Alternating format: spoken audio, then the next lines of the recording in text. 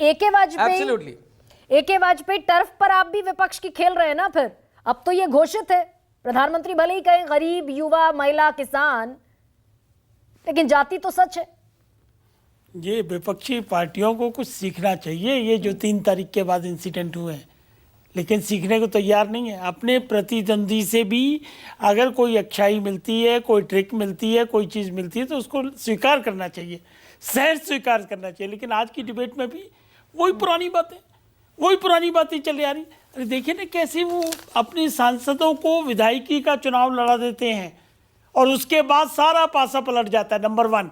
Number 2, कैसे वे मुख्यमंत्री के जनरेशनल शिफ्ट जो आपने बार बार कही, कैसे एकदम चेंज कर लेते हैं। कोई शोर शराबा नहीं, कोई डिसिडेंट नहीं, कोई जरा सा विरोध नहीं, और कैसे 24/7 काम करते हैं। ये सारी चीजें हमको सीखनी चाहिए कि हम कहाँ खड़े हैं। ये हर पार्टी को सीखनी चाहिए। और कार्यकर्ता कितना समर्पित है, मतलब वो सिर्फ एक बात कहता है, जी जहां ड्यूटी लगा दो हम काम करेंगे।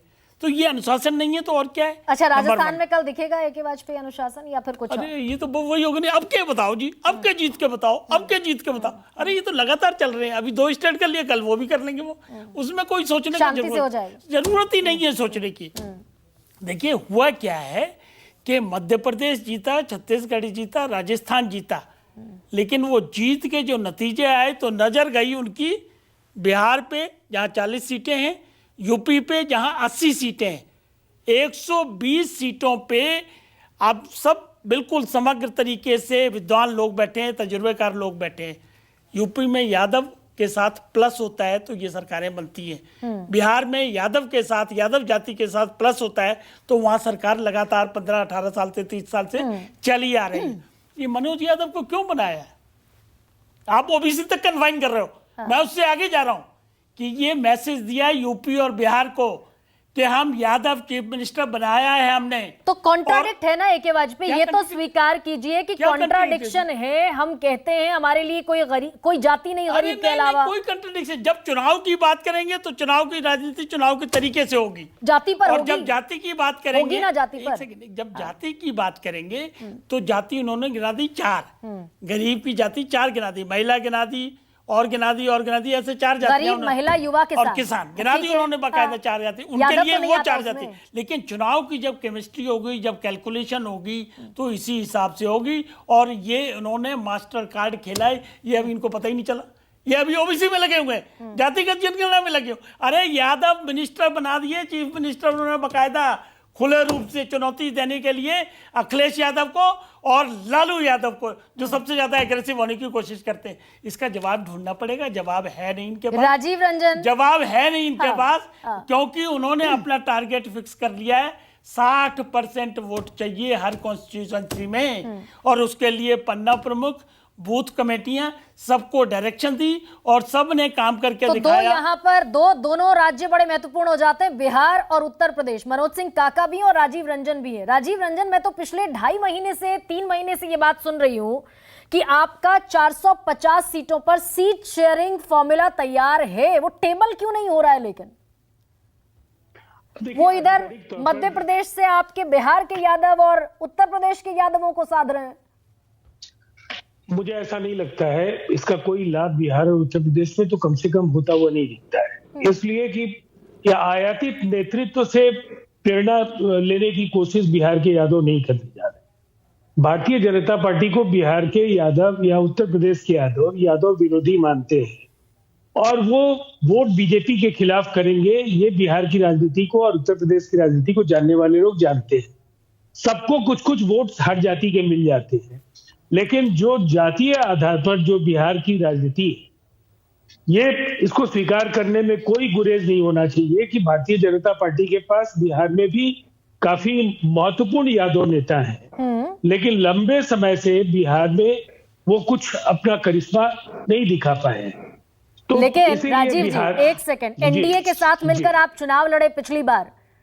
16 सीट आपकी हैं, 17 सीट बीजेपी की हैं। जी देखिए, बिहार में ऐसे इतना मतलब आमतौर पर जो बातें कही जाती है कि 3 बड़े स्टेक होल्डर्स और इनमें 2 जब भी एक जगह होते हैं तो परिस्थितियां उनके अनुकूल होती है। ये बिहार की राजनीति का सच है। 2005 से लेकर के जो 2025 के बीच की जो स्थिति है, इसमें RJD, Janata Dal United, Bharatiya Janata party, और इसी आधार पर दोनों गठबंधनों में आप देख लेंगी तो जो भी सरकारें बनी है उसके आधार पर बनी है, या जो जनादेश मिलते रहे हैं इस आधार पर मिलते रहे। अभी हालात और ज्यादा बेहतर हुए हैं महागठबंधन के पक्ष में। इंडिया गठबंधन के पक्ष में जो दो बड़े फैसले, जो जाति आधारित जो सर्वे के आंकड़े और उसके बाद आरक्षण का जो संशोधित फॉर्मूला है, ये दो ऐसे फैसले हैं जिनका जमीनी लाभ महागठबंधन को चुनाव के पहले से दिखने लगा है। ठीक है, बिहार में मिल गया, बड़ी कामयाबी में तब्दील हो। ठीक है राजीव जी, बिहार में मिल गया 40 सीटें। उत्तर प्रदेश में मनोज सिंह काका, क्या प्रैक्टिकल ग्राउंड पर यह स्वीकार कर लेना ज्यादा मुफीद फैसला होगा कि बैठकों का नहीं होना, निर्णय नहीं होना, इसने आपकी लड़ाई को पीछे धकेल दिया 2024 के लिए? इसमें तो कोई गुरेज नहीं स्वीकार करने में। नहीं, उत्तर प्रदेश में जो बड़ा स्टेक होल्डर है, नहीं कोई गुरेज की सवाल, जो सवाल है उसका जवाब मैं दे रहा हूं कि जो उत्तर प्रदेश में समाजवादी पार्टी की जो तैयारी है वो संपूर्ण 80 सीटों पर है।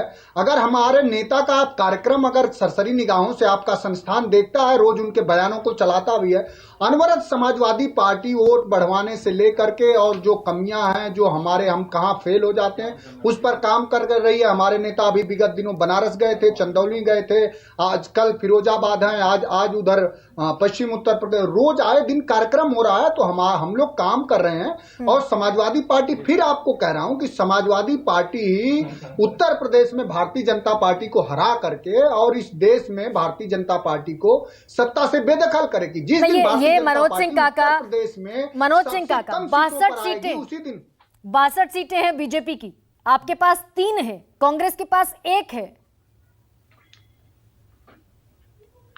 कोई ठोस कंक्रीट मुझे कुछ बता दे तो ज्यादा दर्शक बेहतर समझ पाए होगा कैसे।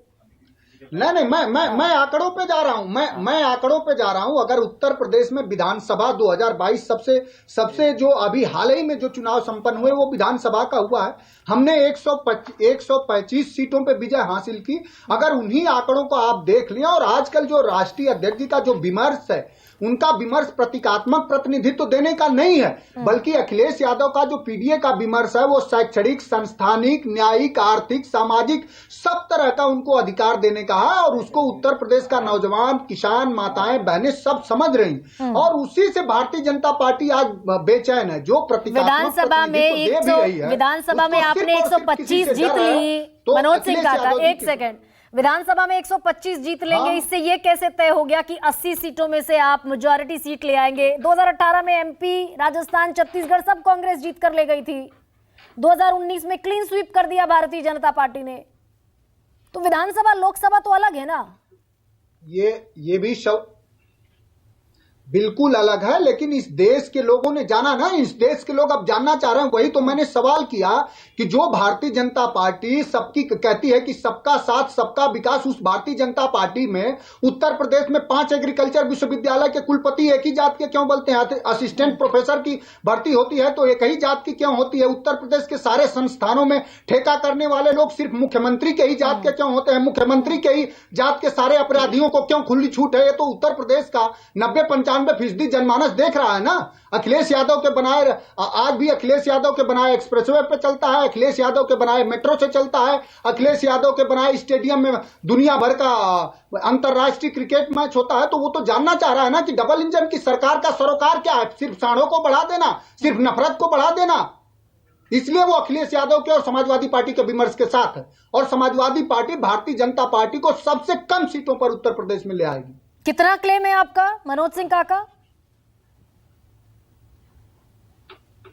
देखिए, क्लेम राजनीति में क्लेम नहीं, मैं आज कह रहा हूं और आपके साथ फिर संवाद में रहूंगा। हाँ। पूरे देश में अगर भारतीय जनता पार्टी को कहीं और किसी के विमर्श से, राजनीतिक विमर्श से, विचार से बेचैनी है, तो यह स्पष्ट है कि अखिलेश यादव, माननीय अखिलेश यादव जी बहुजन नायक नहीं, आपने उत्तर प्रदेश का चुनाव लड़ा था तो कहा था ना इस बार 400 के पार। उत्तर प्रदेश के चुनाव में कहा था इस बार 2022 में 400 के पार। आपका सवाल बिल्कुल ठीक है। आप एक कोई ऐसा बयान जो पार्टी आज 10 सालों से सरकार में, अमित शाह जी ने पश्चिम बंगाल में क्या कहा था, बिहार में अमित शाह जी ने क्या कहा था, दिल्ली में कई बार अमित शाह जी ने क्या कहा था। मैं तो पार्टी का एक छोटा सा कार्यकर्ता हूं। ठीक है, अगर जो चुनाव में बात कह दी जाती है, अगर वही परिणामों में तब्दील हो जाती तो ऐसा तो होता नहीं। सब लोग कहते हैं चुनाव में, लेकिन हमारे नेता का जनाधार, नहीं, वो लड़ाई लड़ते हुए दिखना भी पड़ेगा। ठीक है मनोज सिंह काका, हक हिस्से का लड़ाई लड़ते हुए दिखना पड़ेगा क्या श्री गुरु प्रकाश इस समय पर? खैर ठीक है, आप अपनी स्ट्रैटेजी से आगे बढ़ रहे हैं, लेकिन पीडीए जो अखिलेश यादव ने कहा पिछड़ा, दलित, अल्पसंख्यक और अगड़ा भी जोड़ लिया, उसका असल एग्जीक्यूशन तो भारतीय जनता पार्टी कर रही है। पिछड़ा भी आ गया, दलित भी आ गया, आदिवासी भी आ गया, अल्पसंख्यक भी आ गया और अगड़ा भी आ गया, सब समाहित कर लिया आपने। और आप कहते हैं कि जाति पर नहीं खेलते आप, हालांकि आप स्वीकार कर रहे हैं इस पैनल में। तो 24 तो दिलचस्प हो गया। गरिमा जी देखिए, गरिमा जी मैं लगभग आधे घंटे से सुन रहा था और जितने आरोप हम पे, हमारी पार्टी पे लगे, लगता है 3-4 किलो आरोप लग चुके हैं।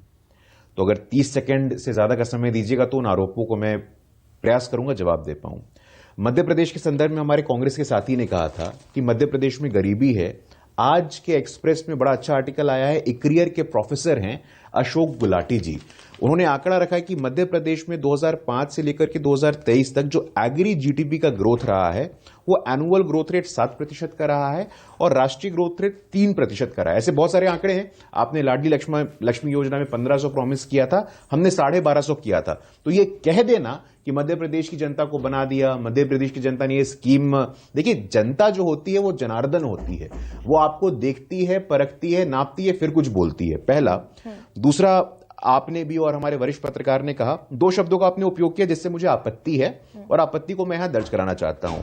24/7 इलेक्शन मशीनरी, ये आपकी राय हो सकती है, लेकिन जन आकांक्षाओं को पूरा करना ये हमारा काम है और डेमोक्रेसी में इलेक्शन होते हैं और इलेक्शन मशीनरी होने में कोई गुरेज नहीं है। दूसरा, ओबीसी मोमेंटम विपक्ष ने खड़ा किया, ओबीसी मोमेंटम इंडिया गठबंधन ने खड़ा किया। अरे ओबीसी मोमेंटम, जब द्रौपदी मुर्मू जी राष्ट्रपति बनी कोई ओबीसी मोमेंटम बना था क्या? जब नरेंद्र मोदी जी देश के मुख्यमंत्री बने कोई ओबीसी मोमेंटम बना था क्या?